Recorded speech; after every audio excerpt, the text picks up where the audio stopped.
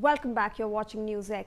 The top story that we are looking at this hour is Pakistan's Army Chief Field Marshal Asim Munir issued a sharp warning to India during a cadets passing out parade at the Pakistan Military Academy in Kakul, Abbottabad on Saturday, urging New Delhi to resolve disputes.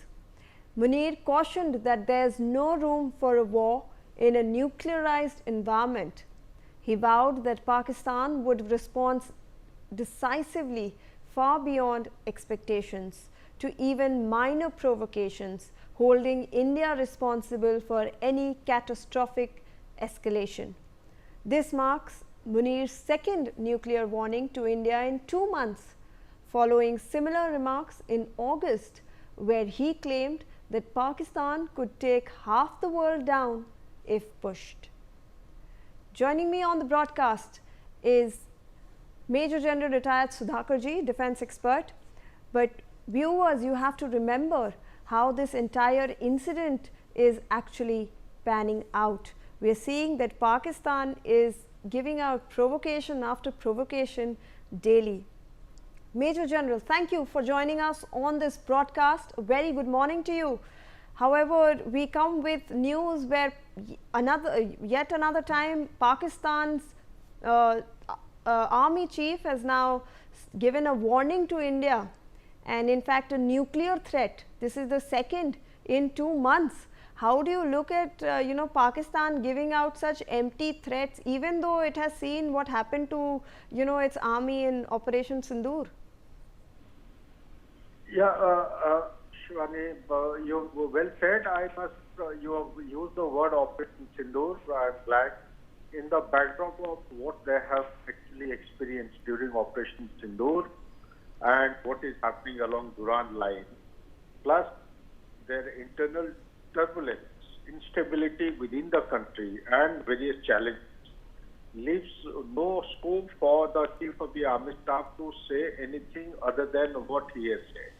It is a traditional practice of the Pakistan Army. Anything going wrong, anything which they have no answer to, they straight away point of finger at India and they keep threatening India. So it is there is nothing new in this.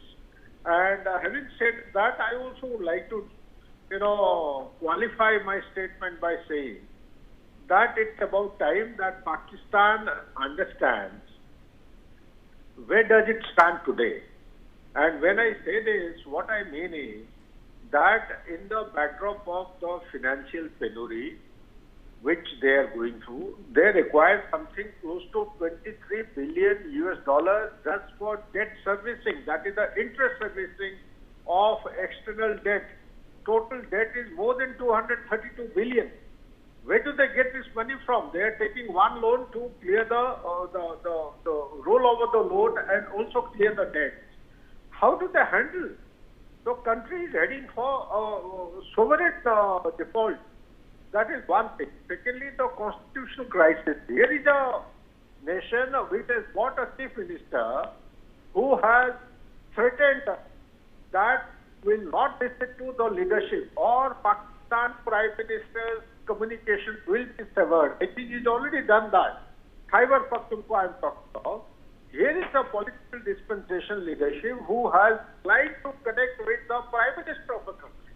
And you have Balochistan, where the turbulence is mounting by the day. Then you have Pakistan occupied Jammu and Kashmir. So under these circumstances, when America actually taking them on the lap, with no assurance, no guarantee, whether it will stand by in time of criticality or not, nobody knows. America is taking them on the lap to do some kind of a hot market so that they can take Bagram field in Afghanistan. Whether that will happen or not, it's a tall order. But the basic issue is that the existence and the stature of the Pakistan Army is under a big doubt, because within the army of Pakistan, there are groups and subgroups which have formed who are challenging the very existence of this very dubious personality who's become the Field Marshal of Pakistan. So with that, I would like to conclude by saying that these are all very, very silly and puerile kind of oration or articulation made by the Pakistan army chief, and it is the best actually handled by thinking through as to what Pakistan is heading for in order to prevent the country from disaster. I would advise that Pakistan sits down and does some kind of an introspection and looks into the very serious issues which are plaguing the existence of a democracy, that is all four pillars: the legislature, the executive, the judiciary, and last but not the least, media. Media as of today is non-existent. So therefore, I would say that it will do good to Pakistan if they think through what the Chief of the Army Staff is articulating today. Back to you, please. Sir, I would also like to have your comments on this issue. This Pakistan Army Chief is saying that India has misconceived, notions of its geographical vastness, and in fact he was addressing Pakistan military cadets over there in Kakul, Abbottabad, and he is stating that our weapons can in fact reach across length and breadth of India. Don't you think it is misconceived on his part to tell his young cadets this when Pakistan does not have this ability itself? Yes, Shivani, that's a good point you made. In fact, you see, the cadets also understand. These days, people are ahead of time, and the social media is actually giving them additional input. They know what the Chief of the Army Staff is speaking. They know where does he stand. So there is an old saying. In fact, if I recall, Abraham Lincoln had said, "You can beat others, but you can't beat yourself." So the Pakistan Army Chief is known to be a mullah also. He is a Quranic believer and practitioner. He should go back and do well. If he thinks it over and thinks that he's saying the right thing for the future leaders, well, it is his take, it is his country, he is a leader, going to be not only scrutinized, but going to be respected and like a demigod. So therefore, what I would say, you have raised a very important point, and that point lies, creating disillusionment in the minds of the people of Pakistan, and particularly the future military leaders. That is very, very dangerous. So the geography of India cannot be contested. What is given is given. It is naturally gifted to India, and look at the geostrategic location of India. And in 21st century, look at how the world order is gravitating towards a commercial basket in the subcontinent.